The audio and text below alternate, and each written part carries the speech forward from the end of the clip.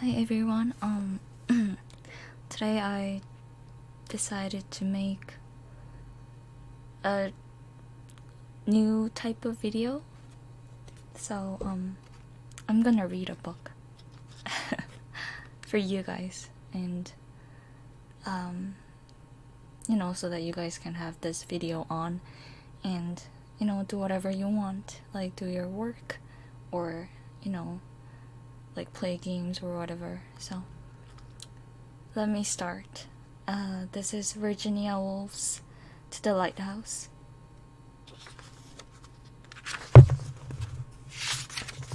No music as background. Alright.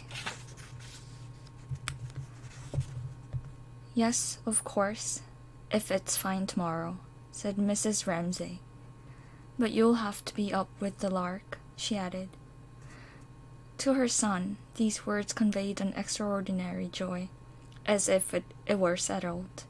The expedition were bound to take place, and the wonder to which he had looked forward for years and years, it seemed, was, after a night's darkness and a day's sail, within touch. Since he belonged, even at the age of 6, to that great clan which cannot keep this feeling separate from that, but must let further prospects, with their joys and sorrows, cloud what is actually at hand, since to such people, even in earliest childhood, any turn in the wheel of sensation has the power to crystallize and transfix the moment upon which its gloom or radiance rests. James Ramsay, sitting on the floor, cutting out pictures from the illustrated catalogue of the Army and Navy stores, endowed the picture of a refrigerator, as his mother spoke, with heavenly bliss.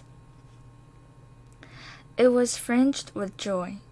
The wheelbarrow, the lawn-mower, the sound of poplar trees, leaves whitening before a rain, rooks cawing, brooms knocking, dresses rustling, all these were so colored and distinguished in his mind that he had already his private code, his secret language, though he appeared the image of stark and uncompromising severity, with his high forehead and his fierce blue eyes, impeccably candid and pure, frowning slightly at the sight of human frailty, so that his mother, watching him guide his scissors neatly round the refrigerator, imagined him all red and ermine on the bench, or directing a stern and momentous enterprise in some crisis of public affairs. But, said his father, stopping in front of the drawing-room window, it won't be fine. Had there been an axe handy, or a poker, any weapon that would have gashed a hole in his father's breast and killed him, there and then, James would have seized it. Such were the extremes of emotion that Mr. Ramsay excited in his children's breast by his mere presence.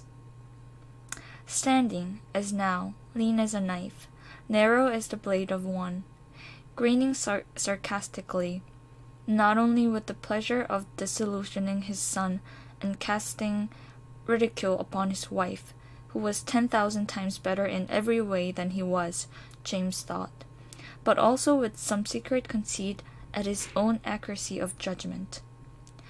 What he said was true. It was always true. He was incapable of untruth, never tempered with the fact, never altered a disagreeable word to suit the pleasure of convenience of any mortal being, least of all his own children, who, sprung from his loins, should be aware from childhood that life is difficult.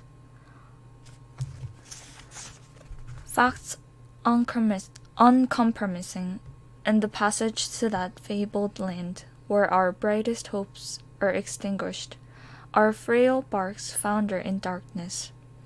Here Mr. Ramsay would straighten his back and narrow his little blue eyes upon the horizon.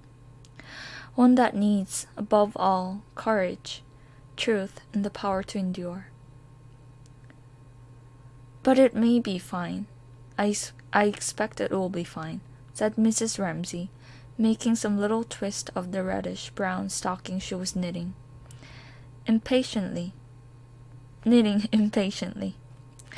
If she finished it tonight, if they did go to the lighthouse after all, it was to be given to the lighthouse keeper for his little boy, who was threatened with the tuberculous hip, together with a pile of old magazines and some tobacco, indeed, whatever she could find lying about, not really wanted, but only littering the room, to give those poor fellows, who must be bored to death, sitting all day with nothing to do but polish the lamp and trim the wick and rake about on their scrap of garden, something to amuse them.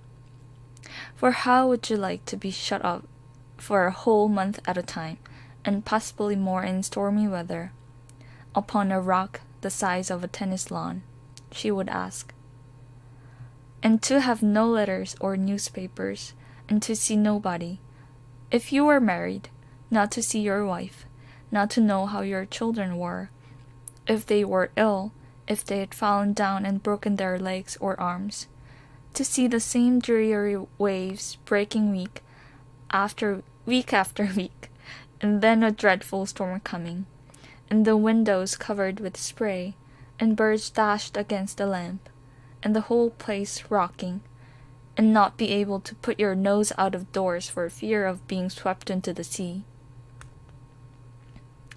How would you like that? She asked, addressing herself particularly to her daughters. I can't. So she added, rather differently, one must take them whatever comforts one can. It's due west, said the atheist tensely, holding his bony fingers spread so that the wind blew through them, for he was sharing Mr. Ramsay's evening walk up and down the terrace. That is to say, the wind blew from the worst possible direction for landing at the lighthouse. Yes, he did say disagreeable things, Mrs. Ramsay admitted. It was odious of him to rub this in, and make James still more disappointed. But at the same time, she would not let them laugh at him. The atheist, they called him. The little atheist. Rose mocked him. Prue mocked him. Andrew, Jasper, Roger mocked him. Even old Badger without a tooth in his head had bit him, for being, as Nancy put it, the 110th young man to chase them all the way up to the Hebrides, when it was ever so much nicer to be alone. Nonsense, said Mrs. Ramsay, with great severity. Apart from the habit of exaggeration which they had had from her, and from the implication, which was true, that she asked too many people to stay, and had to lodge some in the town, she could not bear incivility to her guests, to young men in particular, who were poor as church mice, exceptionally able, her husband said, his great admirers, and come there for a holiday. Indeed, she had the whole of the other sex under her protection, for reasons she could not explain, for their chivalry and valor, for the fact that they negotiated treaties, ruled India, controlled finance, finally for an attitude towards herself which no woman could fail to feel or to find agreeable, something trustful, childlike, reverential, which an old woman could take them from a young man without loss of dignity, and woe betide the girl. Pray heaven it was none of her daughters, who did not feel the worth of it, and all that it implied, to the marrow of her bones. She turned with severity upon Nancy. He had not chased them, she said. He had been asked. They must find a way out of it all. There might be some simpler way, some less laborious way. She sighed. When she looked in the glass and saw her hair gray, her cheek sunk, At 50, she thought, possibly she might have managed things better. Her husband, money, his books. But for her own part, she would never for a single second regret her decision, evade difficulties, or slur over duties.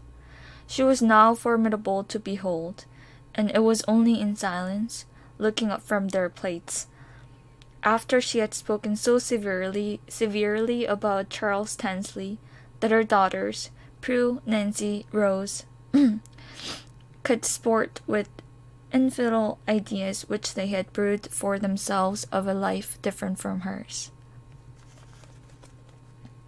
In Paris, perhaps, a wilder life, not always taking care of some man or other, for there was in all their minds a mute questioning of deference and chivalry, of the Bank of England and the Indian Empire, of ringed fingers and lace, though to them all there was something in this of the essence of beauty, which called out the manliness in their girlish hearts, and made them, as they sat at table beneath their mother's eyes, honor her strange severity, her extreme courtesy, like a queen's raising from the mud to wash a beggar's dirty foot, when she thus admonished them so severely about that wretched atheist who had chased them, or, speaking accurately, been invited to stay with them in the Isles of Skye.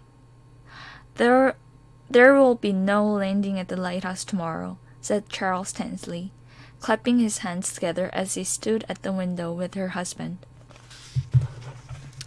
Surely he had said enough. She wished they would both leave her and James alone and go on talking. She looked at him. He was such a miserable specimen, the children said, all hums and hollows. He couldn't play cricket. He poked. He shuffled. He was a sarcastic brute, Andrew said.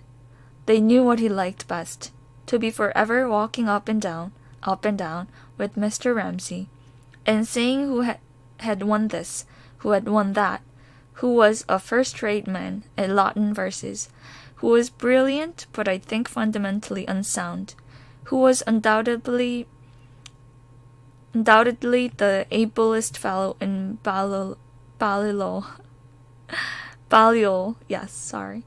who had buried his light temporarily at Bristol and Bedford, but was bound to be heard of later when his prolegomena, of which Mr. Tansley had the first pages improved with him, if Mr. Ramsay would like to see them, to some branch of mathematics or philosophy saw the light of day. That was what they talked about. She could not help laughing herself sometimes. She said the other day something about waves mountains high. Yes, said Charles Tansley. It was a little rough. Aren't you drenched to the skin? She had said.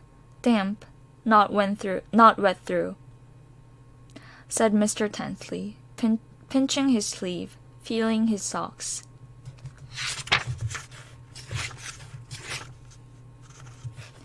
But it was not that they minded, the children said. It was not his face. It was not his manners. It was him, his point of view. When they talked about something interesting, people, music, history, anything, even said it was a fine evening, so why not sit out of doors? Then what they complained about Charles Tansley was that until he had turned the whole thing around and made it somehow reflect himself and disparage them, he was not satisfied.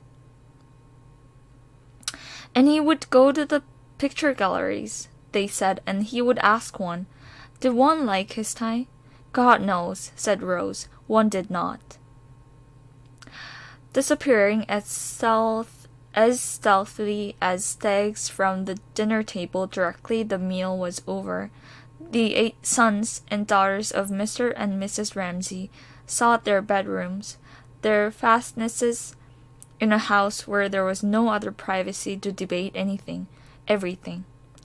Tansley's tie, the passing of the Reform Bill, seabirds and butterflies, people, while the sun poured into those attics, which a plank alone separated from each other so that every footstep could be plainly heard, and the Swiss girl sobbing for her father who was dying of cancer in a valley of the Grisons, and lit up bats, flannels, straw hats, ink pots, paint pots, beetles, and the skulls of small birds, while it drew from the long frilled strips of seaweed pinned to the wall a smell of salt and weeds, which was in the towels too, gritty with sand from bathing.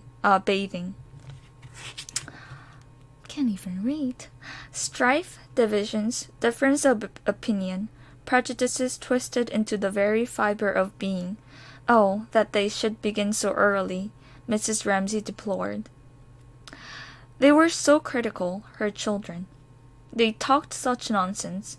She went from the dining room, holding James by the hand, since he would not go with the others. It seemed to her such nonsense, inventing differences, when people, heaven knows, were different enough without that. The real difference, she thought, standing by the drawing-room window, are enough, quite enough. She had in mind at the moment, rich and poor, high and low, the great in birth receiving from her, some half grudgingly, half respect, for had she not in her veins the blood of that very noble, if slightly mythical, Italian house, whose daughters, scattered about English drawing-rooms in the 19th century, had lived so charmingly, had stormed so wildly, and her wit, and all her wit, and her bearing and her temper came from them, and not from the sluggish English or the cold Scotch. But more profoundly, she ruminated the other problem, of rich and poor, and the things she saw with her own eyes, weekly, daily, here or in London.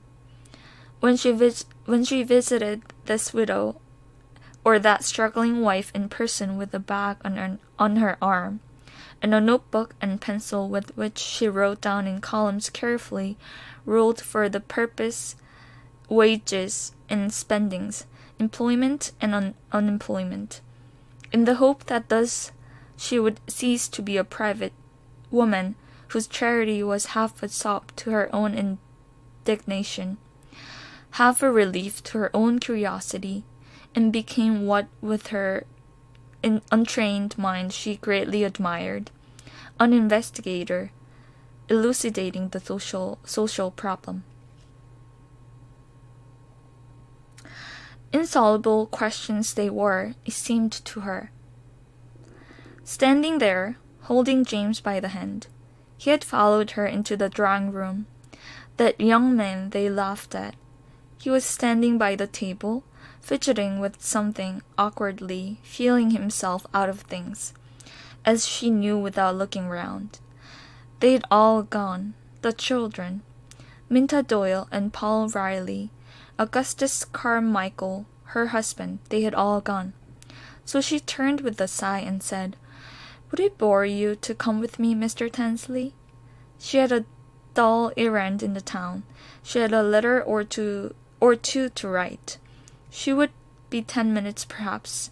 She would put on her hat. And, with her basket and her parasol,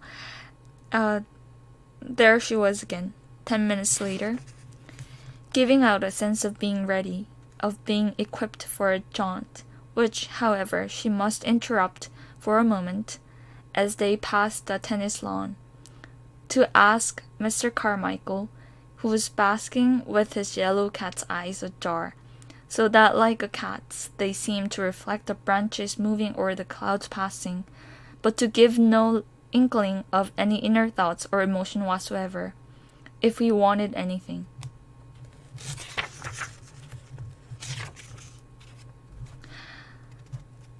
For they were making the great expedition, she said, laughing. They were going to the town. Stamps, writing paper, tobacco, she suggested, stopping by his side. But no, he wanted nothing. He wanted nothing. His hands clasped themselves over his capacious paunch. His eyes blinked as if he would have liked to reply kindly to these blandishments. She was seductive but a little nervous, but could not. Sunk as he was in a grey-green somnolence which embraced them all, without need of words, in a vast and benevolent lethargy of well-wishing. All the house, all the world, all the people in it, for he had slipped into his glass at lunch a few drops of something, which accounted, the children thought, for the vivid streak of canary yellow in moustache and beard that were otherwise milk-white. No, nothing, he murmured.